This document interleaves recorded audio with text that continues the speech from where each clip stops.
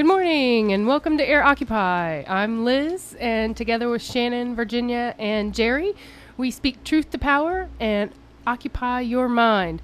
Today we are going green. We are going to talk to Dr. Gretchen Goldman, a co-author of the Union of Concerned Scientists report on corporate control of the national conversation about climate change. And then we'll be talking to Deep Green Resistance activist Rachel Collins, and she'll be telling us about Deep Green Resistance and its above-ground radical environmental movement and their upcoming Resistance Roadshow. If you want more information about these topics that we're going to discuss, go to our Facebook page or to our blog, which is at airoccupy.blogspot.com. And we're going to post the links to the Union of Concerned Scientists report, so you can check that out. And we'll also have a link to Deep Green Resistance, so you can read about them while we're talking. You can also tweet us during the show at AirOccupy, and of course call into the show at 386-523-1380. But first, we have a little update on a past show topic. Big news pieces came out last week about voter registration and voter suppression. A couple of good developments, both from the federal courts and the Department of Justice, finally on a couple of the issues we discussed when we had the League of Women Voters on the show a few weeks ago. The first regards the voter registration law that was passed in 2010, and Judge Hinkle of the Federal District Court up north decided that the restrictions on community-based registration efforts were unconstitutional. Particularly, he invalidated the 48-hour deadline that had been imposed on groups like Rock the Vote and the League of Women Voters who were out trying to register voters, that they be turning in those registrations within 48 hours. The judge, and I'm going to quote from his opinion, said that this law had no other purpose other than to discourage voluntary participation in legitimate, indeed constitutionally protected activities. So that's a great decision. It looks like the League of Women Voters is going to come back into the process and begin, again, community-based registration. We hope the same happens with other community-based groups that do registration work so that we can get everyone registered for the upcoming elections. Definitely. Yeah, that's great. The second major development is now with respect to this recent voter purge that you may have heard about, instituted by Governor Scott, which he is using a 182,000 person database that he's received from the Department of Motor Vehicles in an attempt to purge illegal or undocumented people from the voter registration lists. That began last week with 2,600 of those names being sent out to the election supervisors across the state. But a quick examination of the names revealed that it included many citizens who were legitimately registered to vote and who would have been excluded from voting, including a World War II veteran and just normal average folks who ended up on this list. The Miami Herald had done an examination of the list and found in their cursory review that at least 20% of the people that were on the list were actually registered validly under the law in Dade County. Well, the study also found that 58% of the people on, or the Miami Herald news story found that 58% of the people that were on the list were Hispanic. What a coincidence. Yeah, what a coincidence. But just a note, the Department of Justice sent a letter to Rick Scott and Secretary of State seeking cease and desist on this practice under Section 5 of the Voting Rights Act, and also under the 1993 Voter Registration Act. That prohibits any kind of a change to voter registration within 90 days of an election. And because of the upcoming primaries in August, it prevents the state from taking such actions against legitimate voters. But I believe, isn't he continuing anyway? The administration of Governor Scott has been somewhat defiant in their public statements over the weekend, but the latest word as of this morning was that they are still reviewing the Department of Justice letter and will have a response by June 6th.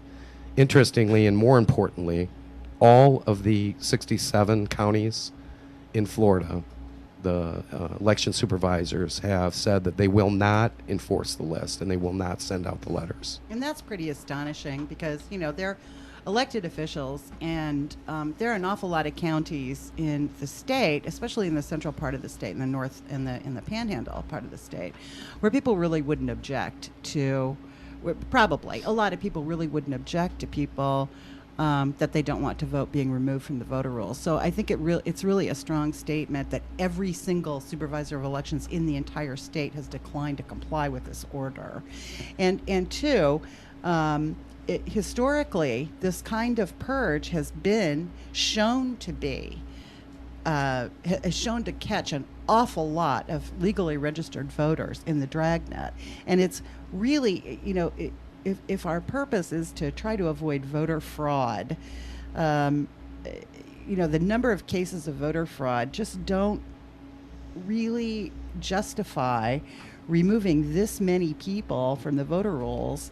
I mean, you're gonna disenfranchise 189,000 people, of whom a strong proportion is going to be legally registered, so that 4 people don't vote, as somebody else. It's ridiculous. Better that one guilty man go free than 10 innocent men be put in prison. Every single time, and we've really kind of lost track of that in our entire system of justice, I think. But this is a really good. I'm glad that these decisions have come down and that these people are taking this stand. If you just take the percentage that the Miami Herald's found in the first batch of legitimate voters, and if 20% of the 182,000 people on the list, that would prevent 35,000 people who have valid voter registration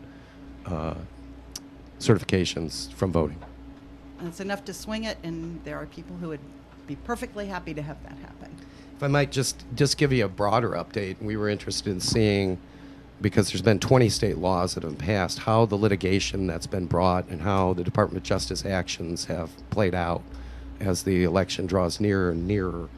The other aspects of the Florida law that were under challenge are that the law reduces the number of early voting days, including the last Sunday before the election, which is a day on which minorities traditionally vote in large numbers. It also eliminated the ability of registered voters who move within counties in Florida between elections from voting, from providing their new address on the election day and validly casting a vote. Under the Voting Rights Act, because 5 counties in Florida had previously been found to continuously violate the rights of voters, it was necessary for that law to be given either pre-clearance by the Department of Justice or be brought to court before a 3-judge district panel in the U.S. District Court in D.C. Florida had sought pre-clearance of that, and a number of organizations, including League of Women Voters and the Lawyers Committee for Civil Rights, and if you don't know about that organization, it's a major civil rights lawyers organization in Washington, D.C. that does a lot of good work. They brought objections before the Department of Justice in that pre-clearance process. Rather than wait for a decision of the Department of Justice, Florida abruptly removed their pre-clearance petition and has brought that matter into court in D.C. And League of Women Voters and Lawyers Committee on Civil Rights have intervened in that action. And there's no decision from that court as yet. But as I say, the election draws near and we need a decision out of that court. I'm sure it'll be coming soon. I guess we'll move on to the topic of today. Shannon, do you? Okay. Every day we're exposed to thousands, if not tens of thousands, of chemicals. We trust in studies on the safety of these chemicals that are funded by the corporations usually that create the products. That's not often made public. Sometimes they fund a school, or the scientists who study it are on the boards of the corporations. These chemicals, I don't think people realize, some chemicals are excreted by the body. Some remain, are stored in fatty tissues, and they have multiplying effects on our health. You're talking about chemicals like BPA. Is BPA actually stored in our tissue, or is it secreted? And I know that it interferes with our endocrine system. Is that Yes. right? Yes. Mm-hmm. It's an endocrine interrupter. Yes, I think it is stored. I don't think it's excreted. The Union of Concerned Scientists is an incredible resource, along with Skin Deep, is that the Union of Concerned Scientists site? I don't know. I don't know. If you go to skindeep.org, a lot of times it'll break down what the chemicals are and what their effects are. And we're not, you say chemicals, people think, what are chemicals? We're not really talking about obscure things. We're talking about chemicals that are in our shampoo, soap, dish detergents, cleaning supplies, pesticides. Multiplying effects means that one chemical interacts with another chemical, that accumulates in the body, and it has a worse effect than the single chemical would on its own. And the chemicals that I'm talking about are hormone disruptors, they're cancer causers, they brain damage, we have just all kinds of health effects that don't show up right away when a product is produced. They show up 10 years later or 20 years later in environmental cancers that no one can trace back where they came from. Right. It's very hard, especially, I know I've seen some litigation on some of the chemicals, and it's very hard to isolate that a certain medical condition has come from this specific chemical. So we're talking about how corporations, through the greening, so-called greening of their products, and advertising that they do, and participation in the regulatory process, how they deny the science that shows the harmful characteristics of some of these things in our lives. And create pseudoscience that shows that they're actually beneficial. One of the things I was reading this morning that I've been tracking ever since that hearing on drilling off our coast is core exit. I've actually been following core exit since they started, pumping it. The ratio is 1 to 18 for gallons to the actual oil spill itself that we pumped this chemical in, under the presumption that it was going to disperse the oil. Well, it turns out it doesn't actually disperse it. It just makes it so that it goes into our food chain and possibly ends up in the aquifer, along with the original cancer-causing contaminants of the oil, which it doesn't disperse. It just makes it small enough to filter down faster. And then we see a litany of ads from BP about how it's all good in the Gulf. People are back there. People are eating the fish. But what's the science? Well, one, the fish have no eyes. Two. And many of them have no lives. Yes. One thing is, in the research that I was reading, and this is how pervasive the kind of corporate structure is to continuing to line their own pockets regardless of the health effects to the public. The New York Times published in May of 2010 that the current leadership of Nalco, which was the producer of Corexit, which is this chemical that was sprayed in mass amounts, included executives from BP and Exxon. And actually, I think the original owners, in large part, were Exxon. Yes, that's correct. Okay. So this chemical, which was used in the Exxon Valdez spill, has a horribly toxic chemical that caused health effects. I think the life expectancy went to 50 for people who were exposed to it during the Exxon Valdez spill, who were exposed to it in high quantities. Wonderful. There were 18 effective, some of them much more natural and even considered safe for general consumption, options to pour into this spill, but we used Corexit. 12 of the 18 were 20, possibly up to 20 times or more less poisonous than Corexit. But we used Corexit. That's what we pumped in. And I don't think we can ignore the connection of BP to Corexit. Right. In the Gulf oil spill that happened several years ago, the government actually asked BP to stop using Corexit, and they did not. There was a safer available chemical to use, but they had Corexit on hand because they're making money off of it as well. And it's a great example of the kinds of things that the concerned scientists look at in their study of climate of corporate control. they, in addition to the BP example, they went back and looked at how things had developed with respect to things like leaded gasoline, acid rain, ozone pollution, and had determined that the corporations have taken kind of have a playbook on this, where at first they deny the science, then they go out and pay for bad science.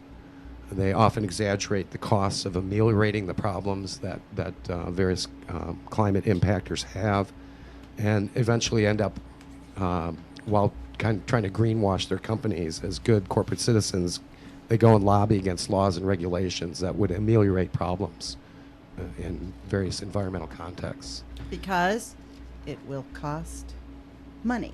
Yep. Jobs. Oh, yeah, Money. jobs. And, yeah, there's we know that all of the, not only petrochemical companies, but the all energy companies in particular are just really hurting for dollars. They had a Proposition 23, which was a California environmental measure that was on the ballot, said that nothing could be done in terms of helping out the environment until unemployment was below 5.5% for a year. Right. Unbelievable. Well, we need to take a break right now, but after the break, we'll be talking with Dr. Gretchen Goldman, who's from the Union of Concerned Scientists, and she is a co-author of the report we've been discussing about the corporate climate, and hope you'll stay with us.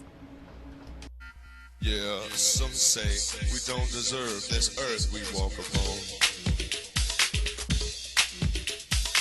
Some say we don't deserve to breathe the air we pull into our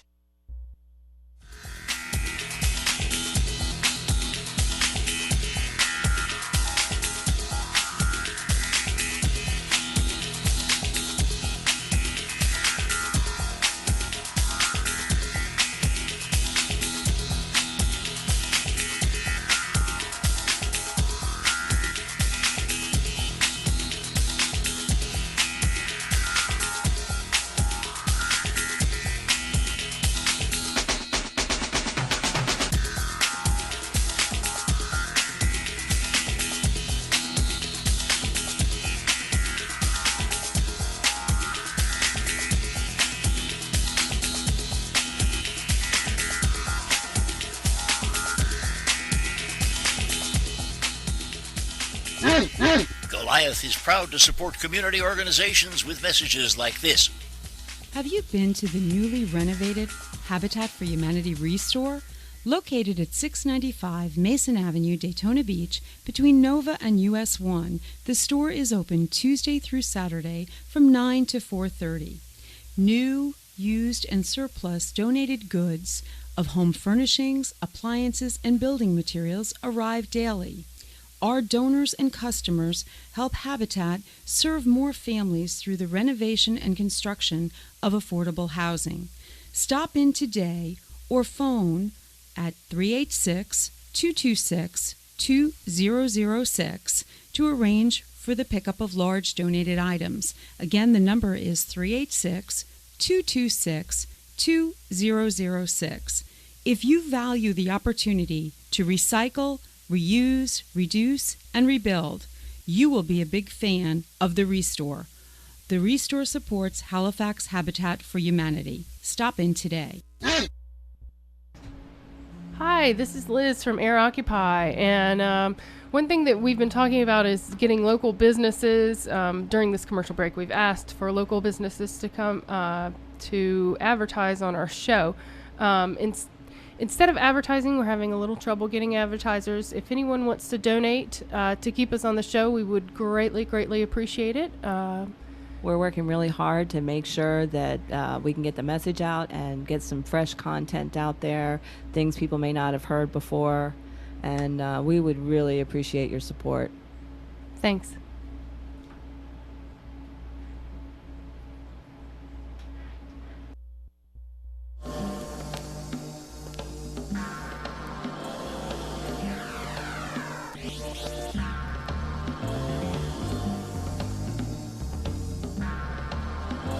T-4 and counting.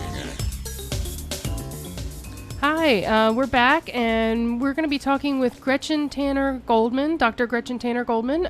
She is an analyst for the Scientific integrity program at the Union of Concerned Scientists. She came to UCS from the Georgia Institute of Technology, where she did postdoctoral research on statistical modeling of urban air pollution.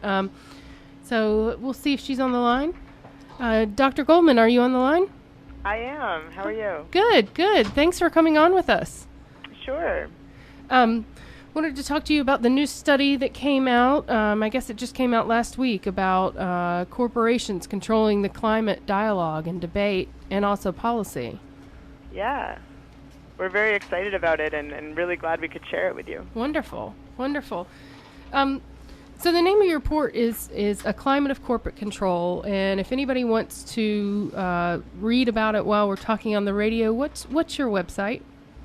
We can find the report is on our website in full, and there's also the executive summary and some other summary material if anyone's interested. And it is at www.ucsusa.org/corporate climate, all one word. Great, great. How did you determine which companies you were going to study?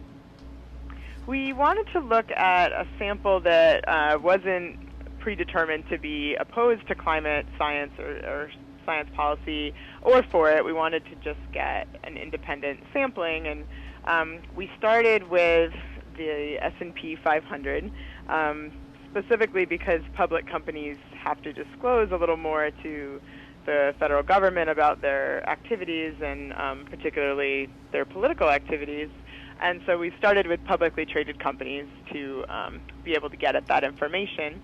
And then within that, we chose companies who had taken a position on two policy proposals in 2009 and 2010. And those were that they publicly commented on the Environmental Protection Agency's finding that greenhouse gases endanger public health and welfare. If they commented on that finding, or if they donated either for or against Proposition 23, as you were discussing, which was a California ballot initiative that would have undermined the state's global warming mitigation law. And so we took companies that did either of those things to get sort of a objective sampling of what companies were doing on the climate policy debate at that time, and we found that gave us a sample of 28 publicly traded companies. And the results were fairly mixed. So there were a few companies that walk the walk and talk the talk about environmental regulation. So they actually did what they were doing publicly was the same what they were doing behind closed doors. But then there were other corporations that did some greenwashing. Is that correct?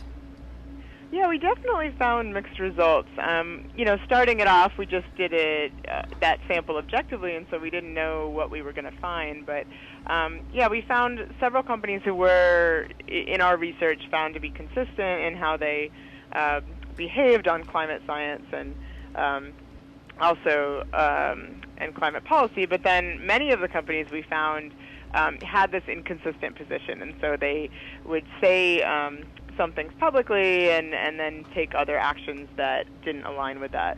And specifically, we found that while all of the companies, every company in our sample had expressed concern about climate science somewhere, half of those companies also misrepresented the science elsewhere in their public communications. So you looked at things like their marketing campaigns and websites and congressional engagement, political contributions, and a lot of different factors about their public face. Right, yeah, and we specifically wanted to look at how they talked differently when they were talking with different audiences. So we looked at some of their public communications, like you said, their website, and executives' public statements, any marketing campaigns they did, and also how they talked differently if they were talking to the government, such as in their congressional testimony, how they donated politically to members of Congress, lobbying expenditures, and their comments to the Environmental Protection Agency. And we also looked at how they had talked with investors of the company, and this included looking at their annual reports, how shareholders reacted to their their climate positions, and we looked at their earnings calls, which is when companies have conversations with financial analysts. So, yeah, we wanted to look at a bunch of places, anywhere that we could find that where companies had discussed climate change. So, well, that sounds really in depth. That's quite a study. Dr. Goldman, thank you for what you're doing. I mean, I don't know if you get enough thanks for the effort that you guys are putting into this for all of our well-being. What did you find? If you were going to boil it down, what are your findings? Yeah, sure. Well, first of all, thank you. We appreciate the support, since this report was a long time in the making, and it took a lot of time. So I appreciate that it's getting out there so people can see it. So one of our main findings was just how difficult it is to get a lot of this information. These are publicly traded companies, and so a lot of what they have to disclose to the government, a lot of their political activity. However, we found that even what they're required is very insufficient in order to determine where these companies really stand on climate change and other issues of public concern. So we found that with this largely that we really need greater transparency in how these corporations are operating, and in order to hold them accountable to their investors and to the public, we really need to push for them to disclose more about their political spending, and that's both their direct political spending to candidates and their lobbying expenditures, but also their donations to other organizations, so to other think tanks and trade organizations and other groups that are also engaged on a lot of public policy issues. But companies are contributing to them, and so they're indirectly influencing the debate in that way. So you came up with an ultimate kind of methodology where you would rate a company consistent, contradictory, or obstructionist.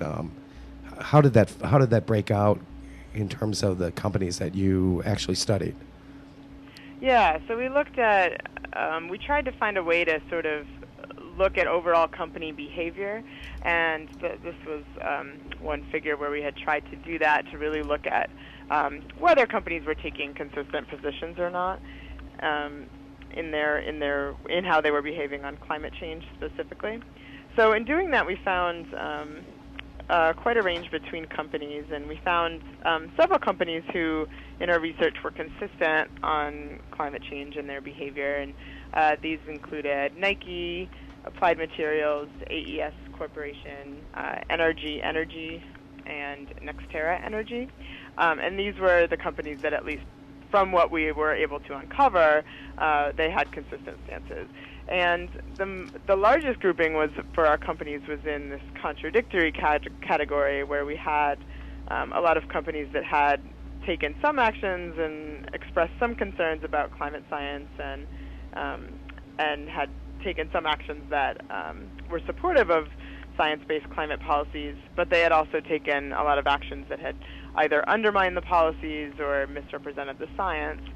And then we had a group of companies at the end that we called obstructionist in their behavior, and these were companies that, in what we were able to uncover, it seemed that predominantly their actions served to block science-based climate policies or to misrepresent the science. And it's worth noting, even in this category, these were companies that had somewhere in their public communications also expressed concern about climate science, or climate change rather. And so what we found is, even though all these companies were expressing concern, there was a variety in terms of what they were actually doing in their actions that were less public.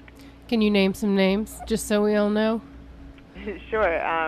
So some of the companies that we found that were primarily obstructing the conversation on climate change were a lot of companies we found in the oil and gas industries, and these were Peabody Energy, Marathon Oil, for example, Occidental Petroleum, and FMC Corporation.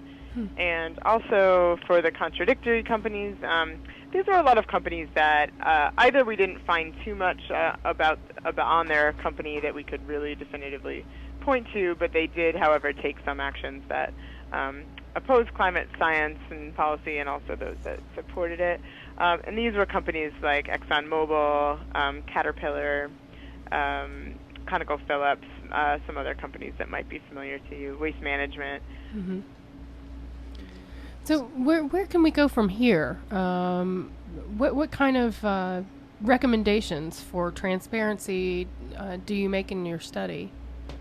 We make several recommendations. One of the more prominent ones we see is currently in Congress, the Disclose Act is being considered, and this is an act that would really enhance disclosure of political spending for companies, but not only companies, but also for other outside organizations that are also contributing to the debate. And these are other groups that corporations are a part of, affiliated with, and are donating to groups like the U.S. Chamber of Commerce and National Association of Manufacturers, for example. And so this is one piece of legislation, and we're really pushing for it. It would enhance disclosure in terms of timing. Companies would have to disclose their political spending within 24 hours, which would be a significant improvement over the current situation. And it would also just improve how companies stand by their ads. There's a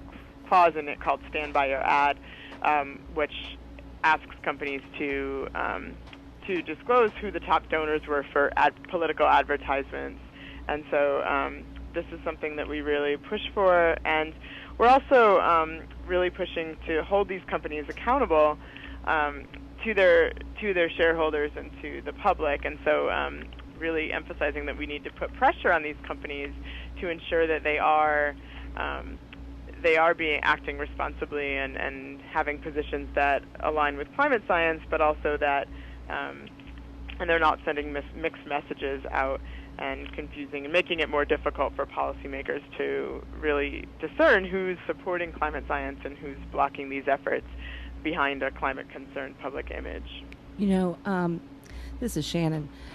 I want to sort of frame the issue a little bit. As a parent and I'm also an environmentalist, you know, I do a lot of reading about climate change and, you know, what the effects are going to be for the next generation. And actually, some are going to occur in my lifetime and are already occurring. I don't think this information is really either getting out or being absorbed, maybe because of the obstruction by the general public. For instance, when I was talking earlier about core exit and the BP spill, which happened, you know, here in the Gulf off of Florida and Louisiana, and Democracy Now! Was interviewing Hugh Kaufman, who is a senior policy analyst at the EPA's Office of Solid Waste and Emergency Response, and he stated, you know, this is his statement, it's a quote. And the government, both EPA, NOAA, et cetera, have been sock puppets for BP in this cover-up.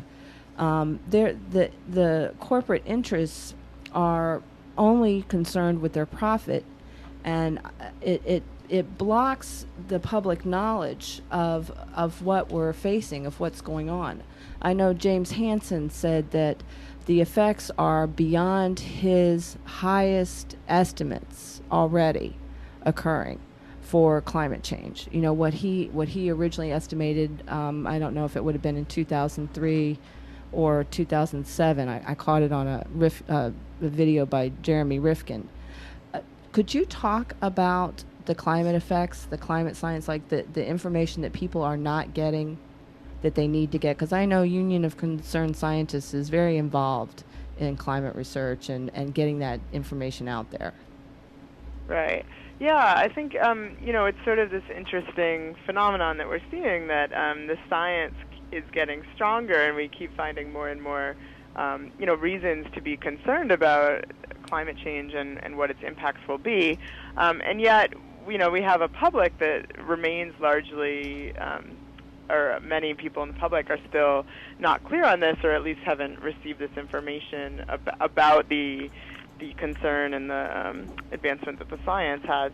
So I think, what we found is that there were various levels of engagement from these different companies. And so, just because you're a company doesn't mean that you have to, take this antagonistic role in the debate and be blocking policy. We found many companies, were supportive consistently of climate policies and, did have statements and actions that aligned with climate science. And so I think, one important thing that we found to remember was that companies can play a responsible role, and we think, of course, that they should. But, this is one, as you said, there's a lot of mixed messaging out there, and, we hear a lot of different messages from companies. And so one thing that we would just recommend is just to really push these companies to be accountable to the public and to their shareholders, that they really need to disclose a lot of their information about their political spending, and they really need to have positions that are consistent with what the consensus of climate scientists are saying. And there's so much generated controversy, pretend controversy, that it makes it really confusing for people. And in the polling that I've seen, the opinion studies that I've seen, when people are polled about that, there's a lot of variability back and forth. And of course, obviously it's different samples, but if the study is done correctly, we would assume that they would be largely representative. That people kind of go back and forth between believing, as though it were a religious belief, that there is something actually going on with regards to the climate that is human caused, and not believing it.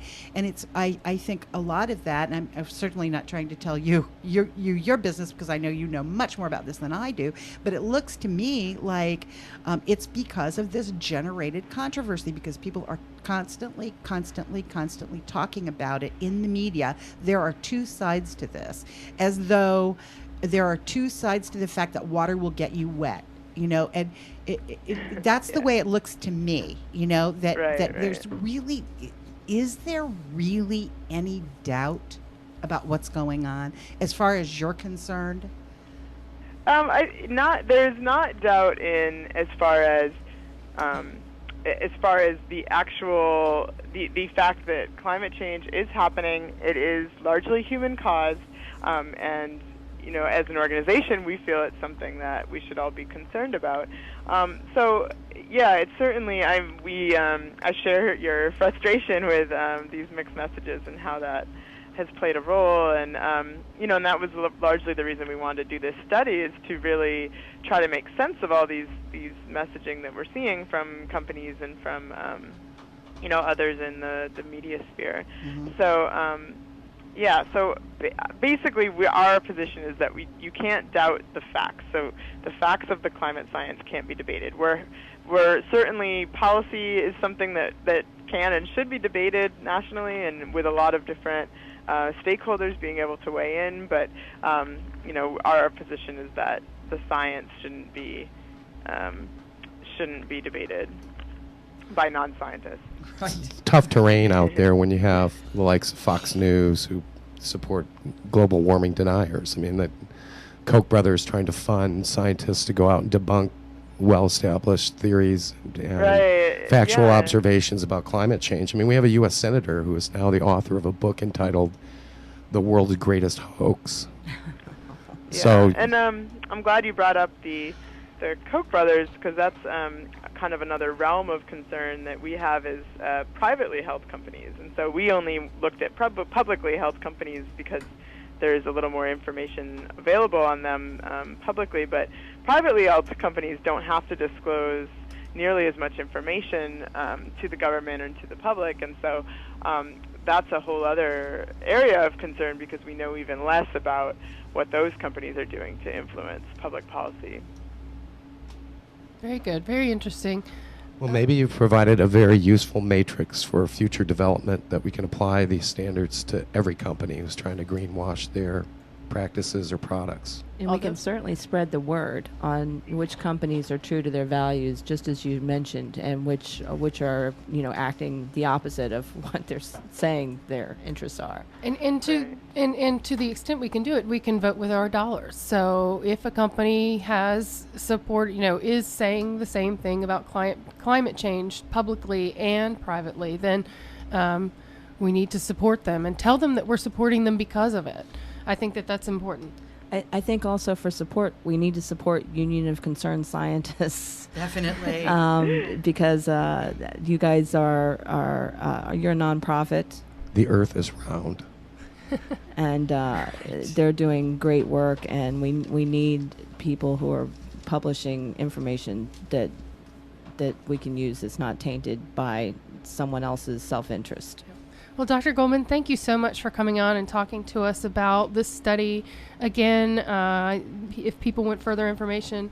Could you just tell us where people can find this information so I can put it on the blog? Sure, yeah. So all of the full report, as well as any additional information on Union of Concerned Scientists and the work that we do in general, is online at www.ucsusa.org/corporate climate. Okay. Thank you so much. Thanks for your work. Thanks for all you do. Great. Thank you so much for having me. So we're going to go to a break, and when we come back, we will be speaking with Rachel Collins of Deep Green Resistance.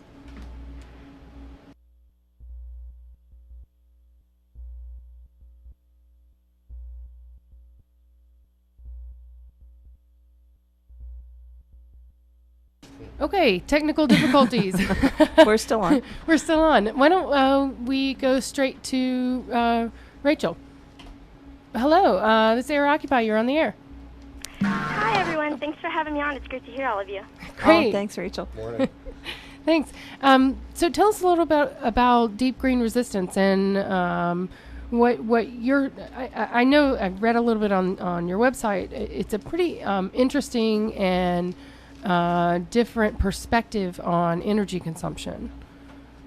Right. Well, the basic stance of DGR is that we're past the point where small-scale remedial types of actions are going to be able to provide the types of change needed to prevent the population collapses, global toxification that we see happening today, and that includes global warming. So DGR is an above-ground resistance movement, which means that our actions fall into legal actions, including direct action against extraction against those practices that actually are creating climate change. But calling ourselves an above-ground movement does imply that we are also advocating for underground actions that together can create the type of material change that we need to avert, further catastrophes from the types of practices that characterize industrial civilization. So are you talking off-grid and community gardens? What kind of actions are you talking about here? Oh, absolutely. Well, part of what DGR is trying to accomplish is rebuilding the land base that's been destroyed by the types of practices that characterize our civilization today. So that means, alternative food production. It means perennial polyculture instead of using monoculture, which, when we talk about climate change, something that we leave out a lot of the time is that 20% of or 20%, of the U.S.'s emissions are caused by industrial agriculture, and that's not only the pesticides and the fertilizers and things like that, which are made of fossil fuel, but it's also the practice of agriculture itself. Agriculture, as done today, releases carbon, whereas an actual functioning ecosystem is a carbon sink. So we have to look further than just, our use of energy. We have to look at how is our food being produced, how does the basic organization of our society contribute or resist these types of destructions. And I thought it was very interesting. I want to thank Dr. Goldman for her expertise. That was really informative right before me, but also that she was speaking about how there's this disconnect between what we know about the science and what the public actually believes. And I read something very interesting yesterday that was it was a Yale University study, and they looked at how people's scientific literacy impacts their views on climate change. And they found that actually their scientific literacy, their ability to understand the research, was nowhere near as influential as their cultural values. So we're not dealing with people that are making decisions on whether they have enough information. We're dealing with whether those, that information fits in with their pre-existing views about the nature of society, the nature of humanity. And, we can point to a lot of, societies today, or, subcultures today, where we know that scientific literacy is not looked at as a virtue. We can look at creationism. We can look at things like that, and it really doesn't make me or anyone in DGR hopeful that more information is going to cause the kind of tipping point that would be needed. People are reluctant to accept the science if it doesn't fit with their cultural perspective. The way I read the study was it kind of had to do with how your friends stood. You didn't want to buck up against the, your group of friends and neighbors with something really different because, we're kind of herd animals, I guess. Pack animals. Yeah, I think that's definitely part of it. And I mean, we can look at, there's been a large popular movement towards, going green and all of that. But when we look at the actions that actually describe that movement as it exists today, we see a lot of the same issues that kind of plague the liberal left in the United States, which is that, individual lifestyle actions do not cause a material impact in the type of destruction that we're seeing. I mean, I was really glad that Dr. Goldman brought up the James Hansen study, because that to me was really, that kind of cemented my view that we can't rely on, the state and the corporations that are benefiting from these types of practices to be the ones that change them. They're not going to make a voluntary change towards a more sustainable way of life.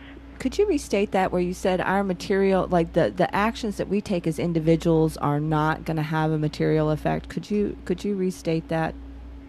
Yeah, absolutely. So, we make a lot of actions. We can recycle. We can, use less of certain products. The previous caller mentioned, voting with our dollars, voting in the first place. All of those kind of actions that are taken by individuals don't have a material impact on the crisis, because the crisis is not being caused by individuals. The vast majority of the carbon emissions and ecological destruction happening in the United States has nothing to do with individuals and everything to do with corporations and the choices that they make. As long as they are still able to profit off of extractive industry and the types of things that cause this destruction, they're not going to make that change on their own. So, I think to the Frederick Douglass quote that power concedes nothing without a demand, I think that it's still true today, unless we're demanding in a material way through blockades, through sabotage, through anything that makes a material impact. So DGR's view is that we need to be looking at what's effective, not what can be done without rocking the boat too much.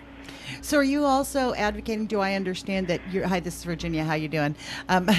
Do I understand that you all also are advocating a real return, a genuine return to a different style of life than the one that we live in the 21st century, that is much less dependent on technology and resources, energy, things like that? Do I misunderstand? Oh no, I think you hit the nail on the head there. We have to look at the different ecological crises that we're seeing, and I mean they're vast, they're numerous, they're intractable. We have to look at them as not individual problems in and of themselves, because if we're only treating the symptoms, we're not going to be able to do anything about the cause. And the cause, as we can understand it, is industrial civilization. So, we're not only talking about the 21st century, it's the last 10,000 years where humans have been living in too high of concentrations on land that cannot support them. So there is no city in existence today that doesn't overshoot the carrying capacity of the land it's built on. So, if you put too many beings that need water and food and space on a piece of land that can only support so many, much, much fewer than the type of human populations that we're trying to support today, there's nothing that population can do other than resort to colonialism, to extraction, to taking these resources by force from neighboring peoples. It's what we saw with the ongoing genocide of Native Americans. It's what we see happening in the Middle East. It's what we see very starkly with Africa. So all of these together point to ecological destruction as not being a series of unconnected symptoms. It's a larger problem. We have to put the pattern together and look at the fact that our basic social organization can never be sustainable. There's no amount of action that we can do that would cause civilization to suddenly be something that can sustain itself past the next 50 years if we're lucky. Wow. That's a very interesting and striking concept. Sobering assessment as well. Yeah, I definitely find it to be so. And I think a lot of what we talk to, I think something that we need to keep in mind is that we do need it all. There are many above ground actions. Most of my life as an activist has been spent doing, liberal types of activism where, pressuring the state, doing petitions, applying political pressure. I've seen those things work. They can work in certain situations. But I think to limit our political activities to those types of things that are acceptable to the very perpetrators of the ecological destruction in the first place is not going to lead to the types of meaningful change that we're going to need. So I think, we refer to ourselves as a radical movement. Radicalism means looking at oppression as happening in groups. Groups of people are oppressed by groups of other people. So individual actions are not going to address that type of group oppression. And we're also looking at materialism. Adding more information to the debate, as we've seen, has not been able to sway most people from their loyalty to the economic system. Right. So if your loyalty lies with the economic system instead of the actual systems of life that support you, you're going to do everything in your power to defend that economic system. But since we know that the higher GDP grows, the more destructive we are to the environment, the economy is not going to save us. The economy is the problem. So all of these actions that are looking for green jobs, that are looking for, making sure that we can have a sustainable energy economy, all of those things are, oxymorons in and of themselves. We are running out of time, but quickly tell us about your summer program that you're doing, going up the East Coast. Oh yeah, so I think it relates back to what you were saying before about people don't want to act outside of a community. We are social creatures. We rely on that intimately for all of our actions, that we can take individually or collectively. So the idea behind this roadshow, this series of presentations, is creating a culture of resistance, a culture of people, a community that can support each other through taking these types of large-scale actions. It's not something that's going to be, easy. It's not something that any of us are going to be able to do on our own. So we really need to be able to make those connections, to have those conversations, to, just like we've been having today, to talk about really what's causing these problems and stop addressing the symptoms individually. So we're going to be going to several cities on the East Coast, starting in Miami on June 16th. You can get more information about it on the Deep Green Resistance website, but we would love to meet current activists, potential activists on these dates to have the discussion that we've been having today. Well, great. Well, thanks so much for talking with us. Very, very interesting stuff. And if you want more information, you can go to Deep Green Resistance's website, right? Yep, deepgreenresistance.org. And if you'd like to find out if there's a Deep Green Resistance chapter in your area, if you live in Central Florida, there's one already in Orlando that I've been a part of for a while, but they're springing up all over the place. If one doesn't exist where you are, we would love it if you contacted us about starting one. Excellent. Thank you so much. Thank you so much for having me. Take care. Okay. So it looks like we're running up on time. Just wanted to note that Governor Rick Scott will be at the Ocean Center at noon tomorrow in an event sponsored in part by the Chamber of Commerce. Let's get out and give dude a good old Occupy Daytona Beach welcome. And we're coming up next week. I think there's a hearing about the protected lands for St. John's River water management. For more information, please go to Occupy Daytona Beach's website. You can find more information. And the Occupied Daytona Beach Journal is now has a new issue out, so you can also find that there. And for all of our Wisconsin listeners, get out and vote. Cool. This has been AirOccupy. Peace.